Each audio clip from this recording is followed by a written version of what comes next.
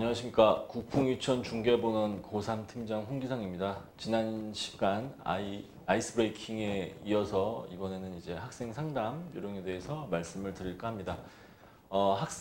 학생 상담은 총 이제 두 가지 경우로 나뉘어집니다. 첫 번째는 신입생의 경우와 그다음에 두 번째는 재원생의 경우입니다. 보통 학원을 등록하면 한두 달 정도는 다닙니다. 첫 수업에서 지난번에 말씀드린 것처럼 첫 수업에서 아이와의 어떤 소통이나 어떤 유대 관계를 조금이라도 형성을 했다면 2, 3개월 정도의 아이가 이제 그 다닐 그 의지를 보일 텐데요. 신입생 상담의 경우에는 저희 중계 그 국풍 2000에서는 총 4단계로 나누어서 진행이 됩니다. 자, 신입생 상담의 경우 첫 번째 1주차 상담입니다. 물론 이전에는 신입생 OT 상담이 있습니다. 이 OT 상담에서는 이제 아이의 성향이나 이런 것들이 부모님과 상담이 이루어질 거고요. 그렇게 진행이 되고 과제 안내, 교재 안내 이런 것들이 진행이 될 겁니다.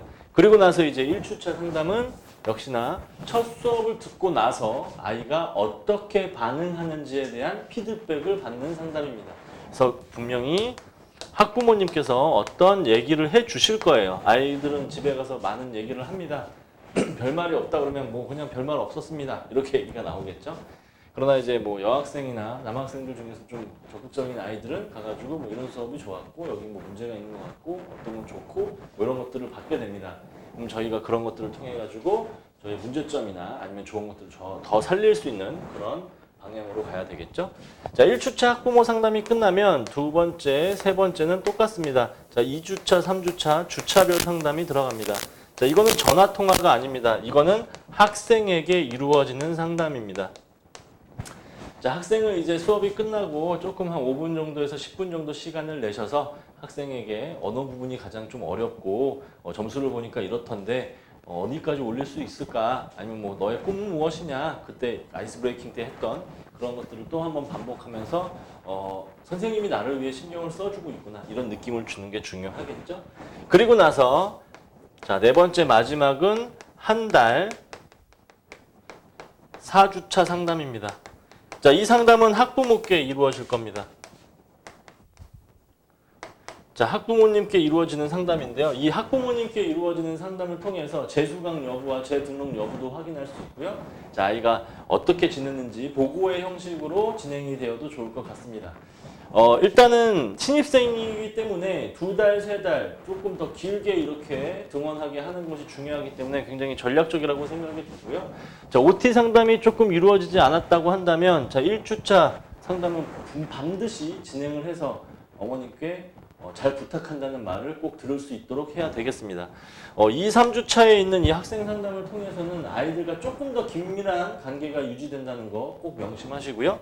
그 다음에 한 달 상담을 통해서 이제 학부모님이 다시 재등록할 의사가 있는지 그것에 대해서 우리가 파악할 수 있겠습니다. 재원생이 됩니다. 그러고 나서 이제 신입생이 재원생으로 이제 발전을 하게 되겠죠. 저 같은 경우에도 3년 내내 같이 수업을 들었던 학생들이 있는데 다 이런 과정들을 거쳤어요. 이렇게 재원생 상담 같은 경우엔 최소 월 2회 상담을 실시하는 것이 좋겠습니다. 당연히 학부모 상담으로 이어지고요. 이 정도 되고 한 서너 달 다니다 보면 아이들이 먼저 와서 저희에게 상담을 요청하거나 아니면 표정만 봐도 압니다. 얘가 어떤 표정을 하고 어떤 기분인지 그러면 그런 아이들을 살짝 불러가지고 신경을 써주면 되겠죠. 당연히 여러 클리닉을 진행하실 거고요. 그 와중에 어쨌든 간에 이제 재원생 상담 같은 경우에 학부모 상담인데요. 두 가지로 나뉘게 됩니다. 생활 상담과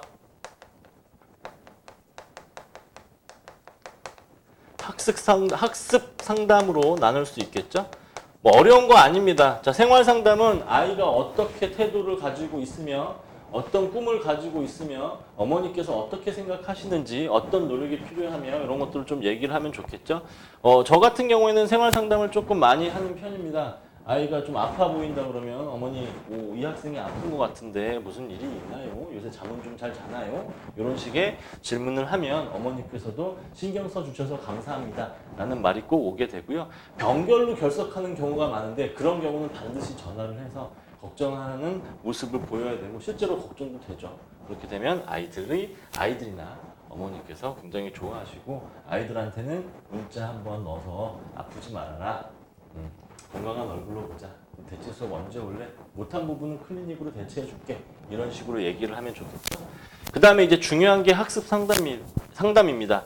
뭐 중등부를 포함해서 이제 고등부 다 똑같겠는데요. 그 아이들의 이제 그 평균적인 성적이나 점수를 알아야지만 상담이 이루어질 수 있기 때문에 선생님들께서는 일단 학습 상담을 하시기 전에 아이들의 어떤 전수, 그 분포, 뭐 상승률, 하락률 이런 것들을 그 따져 보시고 상담에 들어가는 게 좋겠습니다. 자, 학습 상담 같은 경우에는 이제 뭐 진로나 성적, 그 다음에 가장 중요한 비전 제시 이렇게 3단계로 이루어질 수 있겠고요. 아이의 진로를 항상 파악하고 계속 강조해 드리고 성적이 어떻게 나왔는지 꼭 말씀을 드리고 그 다음에 비전을 제시함으로써 이 아이가 문학이 부족하니까 우리가 국풍의 SLS 시스템을 통해서 아이에게 이런 문제지를 제공하겠다. 아니면 아이가 클리닉을 좀 빠지는 경우가 있는데 이런 클리닉 빠지지 말고 언제든지 들려서 선생님들과 이렇게 소통하고 클리닉을 받을 수 있도록 하겠다. 이런 식의 어떤 그 맹세나 약속들이 들어가면 좋겠죠.